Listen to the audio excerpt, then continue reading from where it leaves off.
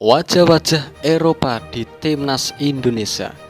Amunisi baru pemain keturunan demi memperkuat Timnas Indonesia.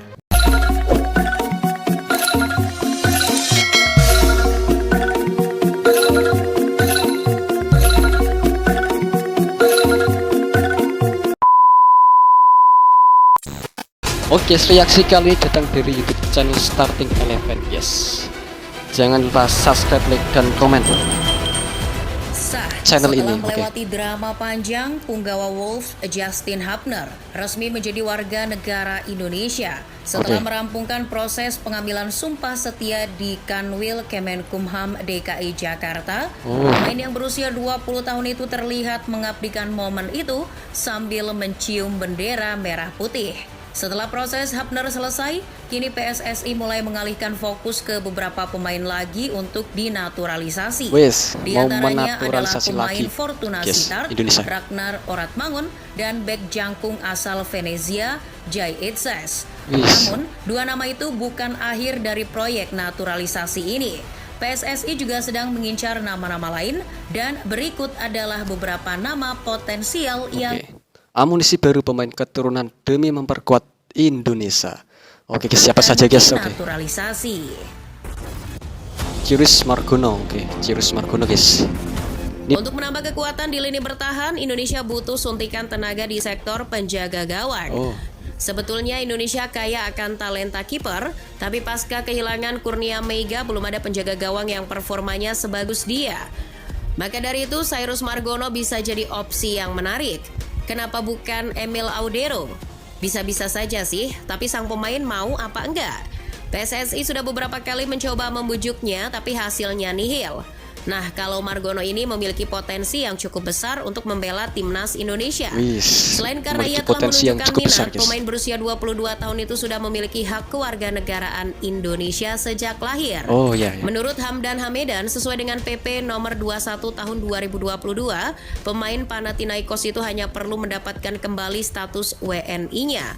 Jadi, prosesnya tak akan lama seperti Mark Locke atau Jordi Amat. Pengajuan proses naturalisasi tinggal menunggu persetujuan Sinteyong saja. Tinggal menunggu persetujuan dari Sinteyong. Selanjutnya adalah Ryan Flamingo, guys. Naik ke sektor back ada Ryan Flamingo. Ya, Coach Sin memang gemar mengumpulkan pemain-pemain belakang jempolan. Setelah mengantongi nama-nama macam Sandy Walsh, Jordi Amat, dan Shane Patinama, kini PSSI tengah memantau Ryan yang sedang berkarir di Belanda bersama FC Utrecht. Berkarir di Ryan Belanda, sendiri guys. dikenal berdarah Belanda Suriname yang juga mempunyai garis keturunan Indonesia. Meski baru berusia 20 tahun, Ryan terbilang memiliki pengalaman yang luar biasa di Eredivisie. Selama 2 musim ini, ia selalu jadi andalan di tim utama. Musim ini bersama FC Utrecht dan musim lalu bersama Vitesse. Total, Ryan sudah mengantongi 43 penampilan di kasta tertinggi Liga Belanda itu. Meski berposisi sebagai bek tengah, Ryan bisa bermain di posisi gelandang bertahan. Selain itu, Ryan juga dikenal sebagai bek yang produktif. Dari 10 pertandingan bersama Utrecht musim ini, ia sudah mencetak 2 gol. Musim terbaiknya terjadi di Sassuolo saat ia mencetak 14 gol dari 32 penampilan musim 2021-2022. Ryan bisa jadi alternatif serangan apabila Indonesia mendapat peluang melalui bola mati. Betul itu. Nathan Joy Aon. Masih dari sektor bertahan ada pemain Swansea Nathan Joe Aon. Berbeda dengan Ryan Flamingo yang berposisi sebagai bek tengah, Nathan bermain di posisi bek kiri. Bermain di posisi bek kiri, Nathan. Pemain kelahiran Rotterdam, Belanda ini juga sudah mengisyaratkan ketertarikannya untuk menjalani proses naturalisasi. Meski lahir di Belanda, Nathan masih memiliki darah Indonesia dari garis keturunan kakeknya. Jika melihat rekam jejaknya, pemain yang satu ini tumbuh di persepak bolaan Belanda. Nathan memiliki darah keturunan Indonesia dari kakeknya, guys. Belanda Indonesia. Rotterdam. Musim 2022-2023, ia bahkan telah mencatatkan 29 pertandingan dengan catatan 1 gol dan 1 assist di Eredivisie. Sayangnya di musim 2023-2024 ini Nathan belum mendapat kesempatan bermain di Swansea. Ia kalah saing dengan bek kiri lain yang dinilai lebih berpengalaman ketimbang dirinya. Oh gitu. Meski begitu, Nathan dianggap akan menjadi tambahan kekuatan yang menarik di sektor kiri pertahanan timnas Indonesia. Kabarnya, proses naturalisasi sang pemain sudah disetujui pihak DPR RI. Oh, sudah disetujui guys, mantap. Timnas akan full naturalisasi guys. Pemain selanjutnya ada gelandang Heerenveen, Tom Haye. Tom Haye, Belakangan ini namanya diisukan sedang diincar oleh Sinteyong dan PSSI untuk masuk proyek naturalisasi selanjutnya. Dari berbagai nama, mungkin Haye jadi pemain yang paling dibutuhkan oleh timnas Indonesia. Oke. Mengapa demikian? Karena pemain yang memiliki darah Indonesia dari kakeknya yang berasal dari Sulawesi Utara itu merupakan gelandang serba bisa. Tom Haye memiliki darah keturunan dari Indonesia guys, kakeknya dari Sulawesi Utara ternyata guys. Wah, semoga bisa dinaturalisasi bisa guys ya. dimainkan di seluruh sektor tengah, baik sebagai gelandang bertahan maupun serang. Oke. Kreativitas dan sepakan jarak jauh jadi atribut utama pemain berusia 28 tahun ini. Ia bahkan dijuluki sebagai The Professor berkat kecerdasannya. Itu jadi sangat penting karena akan terlalu naif kalau kita terus mengandalkan suplai bola kepada Kaks Ricky Kambuaya. Didukung dengan mobilitas yang tinggi, piawai berperan sebagai penghubung antar lini. Umpan-umpan tak terduga juga kerap mewarnai gaya bermainnya.